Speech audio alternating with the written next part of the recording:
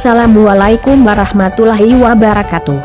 Kali ini saya akan menjelaskan tentang BEP atau Break Even Point, DOL Degree Operating Leverage, DFL Degree Financial Leverage, DCL Degree Combined Leverage. Langsung saja ke materi yang pertama. Break Even Point. Apa sih Break Even Point? Itu cara sederhana suatu usaha ketika tidak memperoleh laba dan tidak rugi, dan secara detailnya adalah alat perencanaan penjualan sekaligus perencanaan tingkat produksi agar perusahaan secara minimal tidak mengalami kerugian. Karena perusahaan menginginkan keuntungan, berarti perusahaan harus berproduksi atau menjual di atas titik BEP.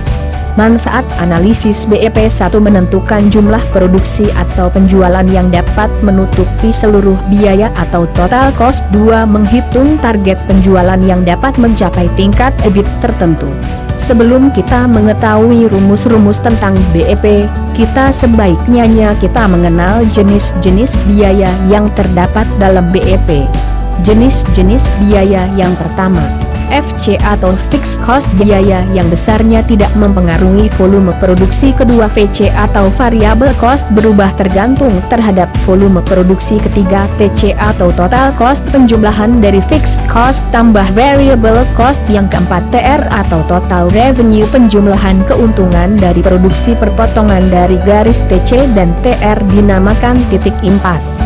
Baik, berikut adalah rumus dari BEP dalam unit sama dengan FC per P dikurangi VC, kemudian BEP per P sama dengan 1 dikurangi FC per VC dibagi S. Contoh kasus: diketahui PT Gear Second memiliki usaha di bidang alat perkakas martil dengan data sebagai berikut. 1. Kapasitas produksi yang mampu dipakai 100.000 unit mesin martil. 2. Harga jual persatuan diperkirakan Rp5.000 per unit. 3. Total biaya tetap sebesar Rp150 juta dan total biaya variabel sebesar Rp250 juta dengan perincian biaya sebagai berikut. 1. Fixed costs overhead pabrik Rp60 juta, biaya distribusi Rp65 juta, biaya administrasi Rp25 juta. Total FC atau Fixed Cost Rp150 juta. Kedua, Variable Cost, biaya bahan Rp70 juta, biaya tenaga kerja Rp85 juta, overhead pabrik Rp20 juta, biaya distribusi Rp45 juta, biaya administrasi Rp30 juta, total variable cost Rp250 juta. Sehingga bagaimana cara untuk mendapatkan dalam unit maupun rupiah penyelesaian? Sebagai berikut.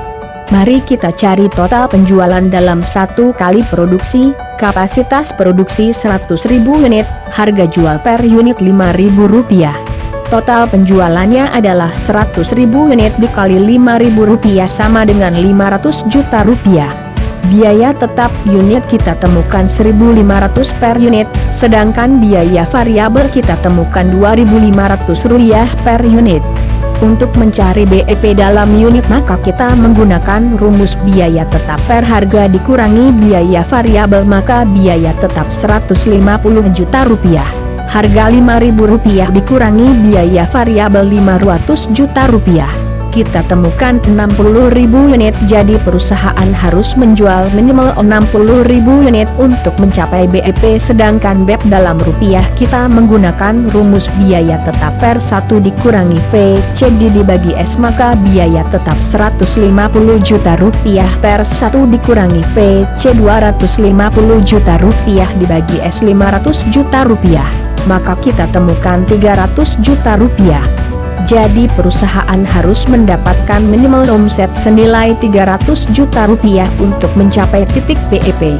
Sehingga untuk membuktikan kedua hasil tersebut kita hanya mengalihkan unit kali harga jual unit, maka 60.000 unit dikali 5.000 unit hasil Rp300 juta.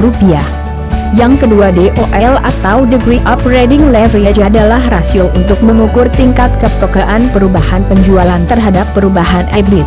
Rumus-rumus DOL dan rumus DOL dapat dikembangkan sebagai berikut. Yang